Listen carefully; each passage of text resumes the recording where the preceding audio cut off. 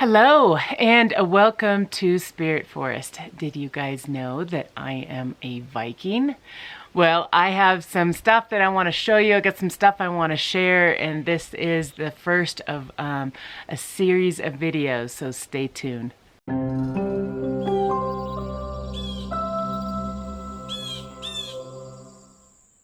I am going to do a series of videos about some Viking heritage that I have. I'm also going to kind of educate you a little bit, but I'm also educating me at the same time. I just want to put my disclaimer out there. I am no expert on the Viking heritage traditions or any of that. It is something that I am interested in, and I'd like to share with you.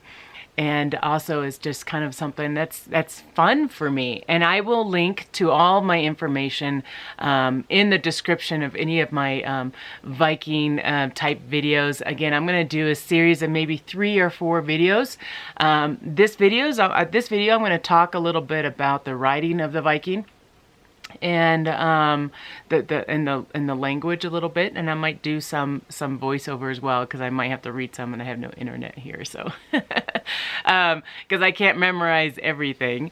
So but in another video I'm going to go over some food, and the food is going to be something that I was brought up with, that is more like Norwegian type food, I would say, but I'm just going to throw the word Viking in there because it makes it a little bit more fun, you know. But just so you know, my background is I'm Norwegian, Swedish, and German, and I think there's a very little bit of Hungarian in me. So another video that I'm going to do is on the clothing of a Viking woman. I actually went out and I spent a ton of money. I don't know what it was. I was on this roll of this whole trying to figure out, you know, what's my background, what's my history, and I spent all this money on this Viking outfit. And when you look for a woman Viking outfit, you end up getting these, like, I don't know, like these sexy Viking outfits, and what I got was more of a authentic, as much as I could find in authentic Viking wear for a woman. There's not a lot of videos on YouTube, because I did look, on Viking woman wear, and so I went out and I bought this outfit, and I added my own little flair, my own little style to it, and I'm going to show you that. I'm looking forward to that one, so you got to watch that one because I spent a lot of money on that outfit. And I think it's fun, and I'm always going to have a Halloween outfit. And then, let's see, I talked about food. We'll go over food. Oh, the next one, we might do this one. Madison is really interested in it, is the hair. A lot of times, regarding to my reading, and again, in that video, I will link in the description where I get my information. But the women wear their hair differently if they're married or not married. And so we're going to kind of go over that, and Madison would like to do a little tutorial on how to braid. Now, I say Madison. Madison is my 13-year-old daughter who likes to braid hair. This is about as good as I get. I get one braid, maybe a pigtail braid, you know, but that's about it. But she's really into that too, and I think it'd be a fun video for her. Not sure I'm gonna do that video. If it's something you're interested in, we will do that one. But she'd be excited to do it, I'm sure, and talk a little bit about her heritage as well. She has, her daddy has a little more Italian, but is also Norwegian and Swedish as well. So it's kind of fun, and you know, I think that a lot of times we kind of lose our heritage here in the U.S. And I'm speaking for myself. You know, I know other families, you know, they hold on to theirs a little bit more, but for myself, I feel like I've kind of lost a little bit of it, and that is why I've kind of gone on this journey of trying to discover, you know, what is my family's background, and wanting to share some of it with you. You know, I read so much, and you don't know, what I mean. You get one side of this side, you get another side. Like, women were in battle, and that's like one of the things that I always talk about, and I might talk about it again on my Viking clothing outfit, but. I don't feel, and this is my personal opinion, I don't feel women were in battle. You could watch those TV shows where, in the Viking TV shows, where the women were in battle and carrying armor and swords and going off to war, pretty much, or pillaging. I don't see women doing that. And the reason is I think the shield itself, I think, weighs like 30 pounds or something. And I'm only guessing right now. And then the sword weighs, and, the swords are really heavy as well. And you're fighting a man that is twice to 3 times the size of you. A lot of Norwegian men are pretty strong men, and it really big, and so I just can't picture a woman going off to battle. Again, this is my own personal opinion, so take it as it is. I do see a woman protecting her home, so I do see her picking up a sword or a shield if she had to protect her family. That is something that I do see a lot of times in the heritage stuff that I've read. The men went off and they did the trade, where the women stayed home, took care of the kids, and they also sewed and sewed clothes and sails and stuff for the men to trade. I do see that. I see a woman doing that. As for a battle, I don't see it as much. I do see that they could be there. They could be there to help out the wounded, or help cook, or help make fires and stuff like that. But I don't see the women in battle. But it is it's really fun for me to kind of research my own background. And I don't know if we call Vikings, but really, what is a Viking? Isn't it just someone from the north in Europe, and in Norwegian, Norway, and Sweden, and Iceland, I think, so it's just like, what does it really mean? That part I don't know. I think the word Viking it's kind of like a scary word, because the people were in a lot of the history, they were really mean people, and they went into villages and people's homes, farmlands, and killed a family, and then took what they had. I consider myself a nice Viking. I came from the nicer side of the Viking side. I'm pretty sure there were some Vikings that were really mean, and other Vikings that just didn't kill, you know what I mean? And they just, they lived off the land, and they were more farmers and stuff. And that's kind of where I see me. And so a lot of times when I'm talking about Viking, I kind of go that route, because that's, if I can choose which way I would be, that's the way that I would be. I would be the farmer Viking that lives in a little village and so forth. But some of the things that I like about the women in the history there is they are truly the first women bushcrafters. You think about it, there's no man around to help them. And I know, like, just being on my own land and being in all these trees, and having all this wood around, and having to haul the wood and chop the wood, you are looking at some pretty tough women. I consider myself a very strong woman. Again, being from the Viking background, I can just imagine what the women were doing as they were, they were lifting all these logs, they were chopping the wood, they were splitting the wood, and they were doing this on their own to keep their family warm while their husband was gone. So these are very strong women. So I don't want to give you the impression that these women didn't go off to battle because they weren't strong enough. I think that they were very strong women. And in fact, I think that's why my frame, I have really broad shoulders. I could be a bodybuilder if I really wanted to. I could, if I like to stay in the gym. I don't really like staying in the gym. But I think these women were really strong, and I think they were much stronger than me. I mean, my job is to sit down at a computer and push buttons and move a mouse all day. I'm not gaining any strength by working. where their day-to-day activities of cooking and making fires and attending to the homestead, that was something that constantly was just probably a daily workout for these women. I can see the elderly women, the older women, doing a lot of sewing. Sewing is a huge thing in my family, huge. When I read about the traditions of the Vikings and the tools that they used to sew, I know my mom has those things. My grandma has those things, and I'm like, I know what that is. And I know how to use that, So it's really kind of exciting when I start researching some of the history of Norway and Sweden, because my family has a lot of that stuff. I would like to teach my girls. I'm not one to sew, but my mom is, and she's been teaching my girls how to sew. But nowadays it's she's using a like this whole computer system to sew. So I keep trying to tell my mom. I was like, Mom, can you teach them like the way that you taught me a long time ago? And my mom has these old machines that could make blankets and stuff like that she actually just puts on display and doesn't use them anymore. But when I was a kid, she was actually using them.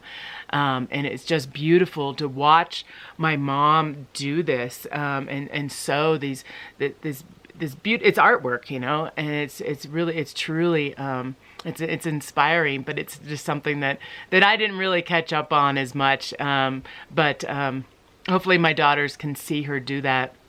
And like I say, I think a lot of times we lose our traditions and our history and our background. And I think and I hate to blame it on technology, but sometimes I think technology is hurt us a bit, because instead of hanging around the family and talking, people are hanging around a TV, and they're not talking to each other. They're just looking at a TV. So, I'm trying as hard as I can with the knowledge that I know to teach my daughters, their heritage and their background, but I'm having to do it online. So I have to research online and instead of learn it from my relatives. Now, I learned a lot from my mom. Don't get me wrong. My mom has taught me a lot.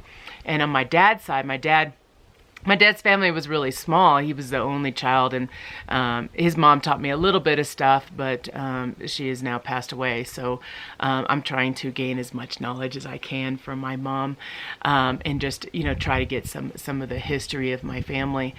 So I know I'm talking a lot, but this is kind of the intro video to my Viking Heritage video series that I'm doing, and I want you to understand that why I'm doing it, and why it's truly important to me. I bought that outfit and I showed the girls, and oh my gosh, they all want their own outfit, and don't tell anyone, but I think I spent like $200 on this outfit. It's like, I asked my mom to make it, and she's just like, I just don't have time right now. And I'm like, Mom, can you make it? And I don't know. It's just who I am. If I get something in my head, and maybe you guys know me by now, but when I get some idea in my head, I just gotta do it. I gotta get it done. And so I just went out and I bought it. And I don't regret it. I really don't. I don't regret it. It was a lot of money. But now my girls want an outfit, and they want to wear their own little Viking outfit, and I can't afford another $400 of outfits. Maybe sometime, I don't know. I'm trying to convince Mom to make their own.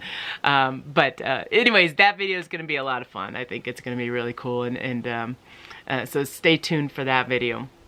So this video is about the language of the Vikings, and I'm going to do a little bit of voiceover as I write the language on my deck. I'll see you guys in a little bit. I'm going to paint. I have all my paint here. I bought all the colors and stuff too, because I'm going to add color to it, because that's who I am. I always add my own little flair to it. So I'm going to add some color. I got some cookies here. I'll show you. I have some cookies for fuel as I'm ready to paint. What I'm going to do is I'm going to paint some letters here, and then when I'm done, I'm going to tell you what those letters are and how to read it. So stay tuned. At the end of the 8th century, an unknown ruin master reformed the Elder Futhark, having reduced it to 16 ruins. By the 10th century, the new form of writing was accepted in the whole of Scandinavia. This variant of Runic alphabet is known as the Younger Futhark. It is a set of ruins that may be properly called Viking ruins, since they were used by the Scandinavians during the Viking Age. This runic alphabet has only 16 characters. The Younger Futhark is divided into Long Branch, which is Danish, and the Short-Twig, which is Swedish and Norwegian ruins, and that is why I chose to do mine in the Short-Twig. In the Short-Twig ruins, 9 ruins appeared as similar variants of the Long Branch. So basically, the Short-Twig is very similar to the Long Branch. It just has 9 of them that are just a little bit different, where the 7 of them are identical. Their use declined of this language after the Christianization of Scandinavia. Most writing in Scandinavia from the 12th century was in the Latin alphabet, but the runic scriptures survived in marginal use in the form of medieval ruins.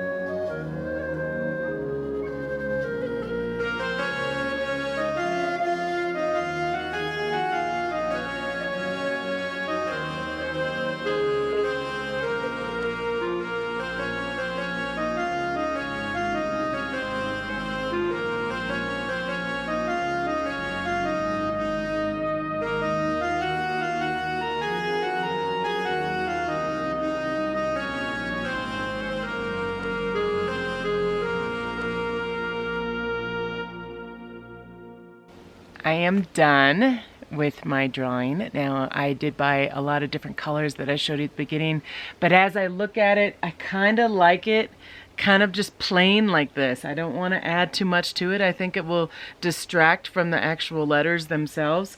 I was gonna put some like flowers and leaves on here like I did on the front side, but I think what I'm gonna do is I'm just gonna leave it just like this because it just makes a bigger statement by having it by itself. So if you haven't figured out what it is that I've been trying to write here, this area right here says spirit. And can you guess what the other area says? This says forest, so it says spirit forest. I thought that would be really fun to kind of brand the deck. Again, I am out here just to have fun and to make my land my own, and this is part of the process of doing that. You know, I think it was just kind of a fun thought that I had. It wasn't going to take too much, so I'm really happy that I did it. And as I look back, you know, and you approach the deck, these are the words that you see. So I really enjoy that. And I'm going to show you guys because I have all this extra paint. I don't know what I'm going to do. I was thinking that maybe what I'll do is I'll give you guys a little tour of the inside of my tent if you haven't seen my summer home yet. I'll show you the inside of my tent, and I think that I'm just going to paint something on that. There's one pole in the middle of the tent. I'm just going to paint little flowers there because I have this paint and I already have it all out and it's like ready to go. So I'm going to paint a little something very similar to what I did on the front side, and so I'll end the video that way. And I'm also going to show you what it looks like on the front side. So again, I'm going to have 3 to 4 Viking type videos coming up your way. It's going to be throughout the summer, so they're not all right in a row. So I'm going to spread them out as I have time. So stay tuned for those. Subscribe if that's something you want to see. I will put them all into one little playlist. I've probably called the Viking playlist or something like that. So you can watch them all at once if you wanted to. Again, a lot of fun. I'm getting all my information online, so I'm not making this stuff up, you know. And of course, if it's online, it's got to be true, right? I'm kidding, I'm kidding. Okay, so anyways, I'll link to the website below of all the information I got for these letters. Now, a lot of people like to do like tattoos and stuff in the Viking letters, and they want to be able to translate, and so I think this website kind of helps out for that. And it gives a lot of history too, so I really enjoy this website. I got this website from Viking Bushcrafter. I did a shirt for him, and he had me translate the letters of Viking Bushcrafter, and that's how I found this site. So thank you so much for showing me that website. It was very educational, and I really liked it. So the paintings around the front side of the deck are also Norwegian style, Norwegian inspired, that kind of area. So again, it's called something, but I just can't remember the name of that style. But that's, if you want to know kind of why I did those flowers, and I did those flowers in that way, and that is why. Ooh, really bright, really bright. There we go, much better, much better. Okay, so I am gonna give you a little tour of my front of my deck here, because I feel like I need to talk about it a little bit rather than just show you, because I did add some little extra touches to it from last year, if you didn't see that video. Again, this is a Norwegian type style of drawing, painting of the flowers and stuff. Again, called something, but I don't remember. And that is a crazy big bug. Look at that thing. Holy cow. Okay. Little ADD going on here. So we have a ton of hummingbirds here. Just a ton of them. So I added a little hummingbird on here. I also added a K in one of the flowers. Maybe you kind of see it there. It's kind of in the shadow, but there's a K with a little heart on top. And that is for Kyla, my 10-year-old. And then I have a T for me, and I have another T for Todd, and then I have an M right here with the little heart, and that is for Madison, and then I have a little R for Rocky there. So I added a little touch for them. And then as you approach the stairs, these flowers actually represent the girls in the tent, which is it is my tent and my two daughters, and I share it. So this flower represents myself, and I have Madison and Kyla on each side. So it kind of just, every time I step up, it makes me think of them. I like these little touches to things. I do that a lot, even in my own house too. Just little things that you know, that you probably don't know, but you know, obviously I'm pointing it out to you, but just little things that just add a little bit of personalization to it. Okay, I'm gonna say goodbye, and again, I'll just give you a quick tour. I'll end the video with a quick tour around the tent and kind of show you maybe my little painting on the inside that I haven't done yet that I'll be doing. So thanks again, and I appreciate it. Bye-bye.